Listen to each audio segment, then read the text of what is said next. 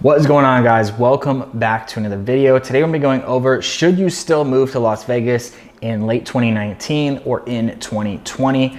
And what are the economic conditions that I believe are going to happen in the future?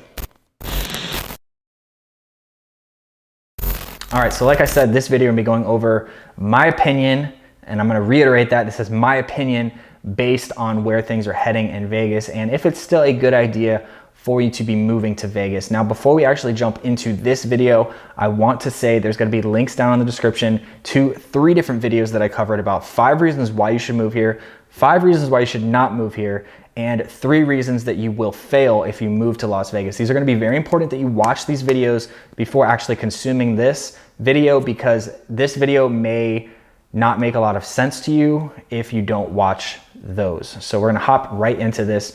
And I'm just gonna say that number one, I believe that the housing market right now is severely overpriced here in Las Vegas. If you are moving over from California, it may still be a good idea for you, especially if you're gonna be a cash buyer. I do believe prices are going to drop next year. This is, again, my opinion. And I have reasons behind this. The reason why is I think that the people moving here has slowed down a little bit. It doesn't seem to be as busy with people moving in as it used to be. I'm not seeing as many U-Hauls and all that as I was around this time last year. And again, this is my personal observation here in the Green Valley area. Something may be completely different over in Summerlin, or I don't know. I'm talking about my area here. But overall with this, another thing that you can really check out and that really talks to the current economic conditions would be if you go onto Zillow.com and you look at the houses for sale, you can start to look through each one and you can start to see that a lot of them have been on the market for a long time.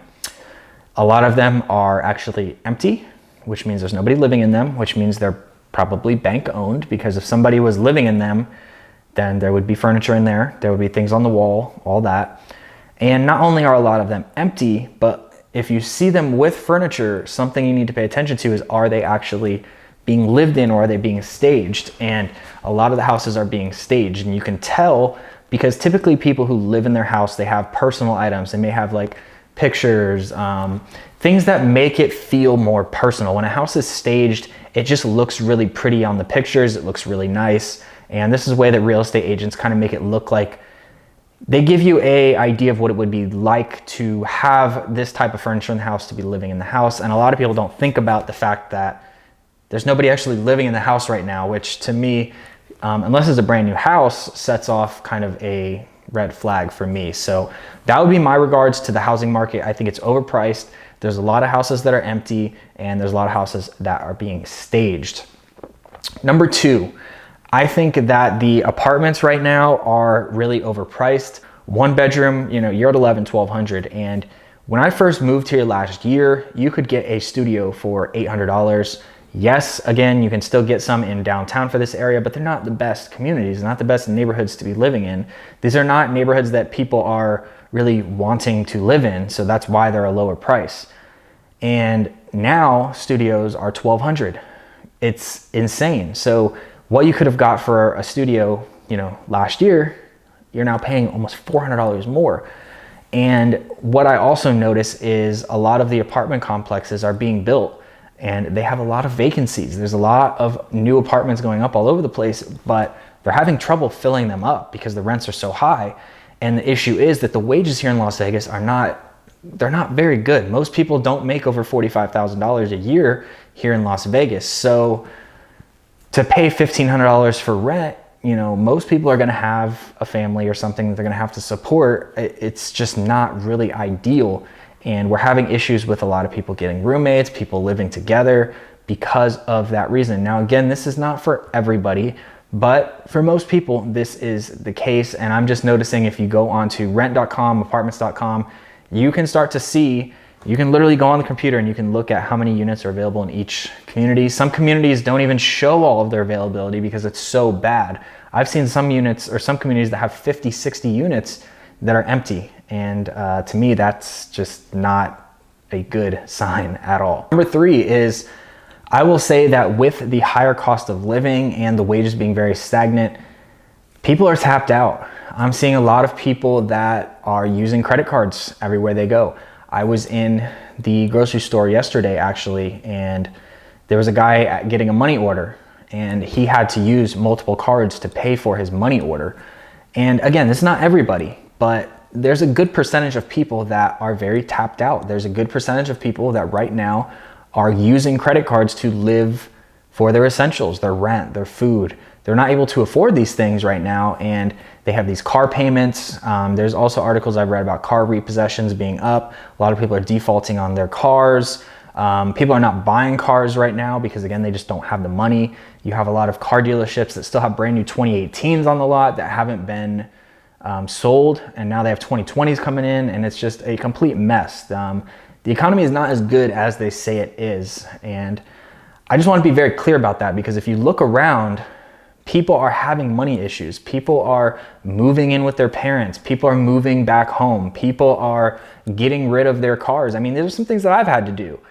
It is a very common theme if you look around in the middle class. So this is something just to be aware of in regards to that, is just ask yourself, like, do you have enough money for 3 to 6 months of funds? Because most people don't. Most people do not even have $400 in their account in case of an emergency. So if an emergency happens, there they are swiping their credit cards. So for me, and what I've observed and from what I've seen over the last year or so, I think that people are just over leveraged and they're tapped out. And number 4, and that's gonna be the final one, is you still need to remember that Vegas is built off of tourism and hospitality. So people are going to argue with me that the Vegas stadium, with the Raiders coming in, is going to change things, and that the T-Mobile Arena has changed things, and that the casinos are now doing day clubs and this and that. But there's one common factor among all of those things, and that is it requires discretionary income. So if people do not have income that they can afford to spend on these extracurricular activities,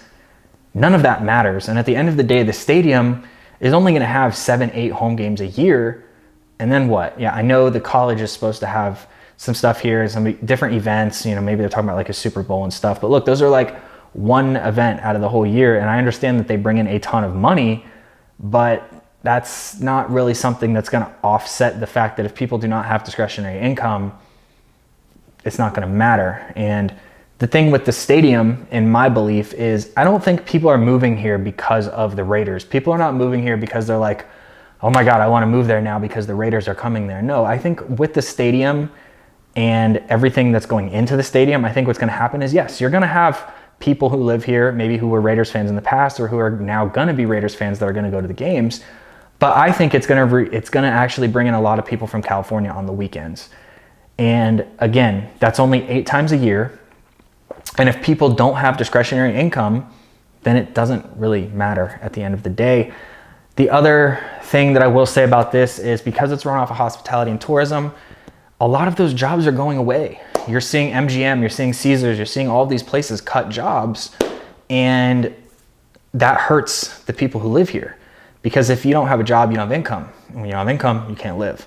So the more jobs that they cut, the more things that go to automation, the worse off the workforce is going to be. So if you're somebody who relies on the hospitality industry, then it might not be the best place for you to be living. Now, with that being said, I want to put some positive into this video. If you're somebody who's moving here and you have your own income that's going to be coming with you, you're self-employed, and you can sustain yourself, then I think it can be a great place for you to live, because the cost of living is still relatively low, especially if you're coming from California. There's no state income tax. If you're coming here as an older generation, again, no state income tax if you're retiring, but just be aware the healthcare here, from what I've heard, is just not very good. And yeah, I mean, ultimately it's going to be your decision. But again, do not move here for the wrong reasons. Don't move here because you're trying to escape your problems, because if that's you, and the economy goes bad, you're going to be in an even worse position. So I say stay and go wherever is going to provide you the best future. Don't go there off of emotion, ladies. Go there off of logic. Go there for the right reasons. Give yourself a plan. Don't just pack up your stuff and leave because you got in this emotion that you want to do it and you got really excited about it and you did it.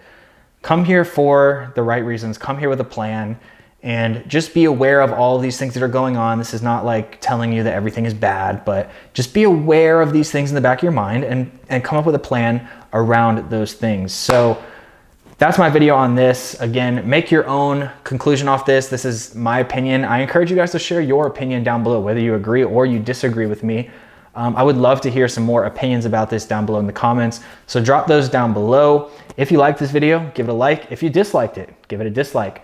And if you are not yet subscribed, make sure that you subscribe. Thank you so much for watching, and I'll see you in the next one.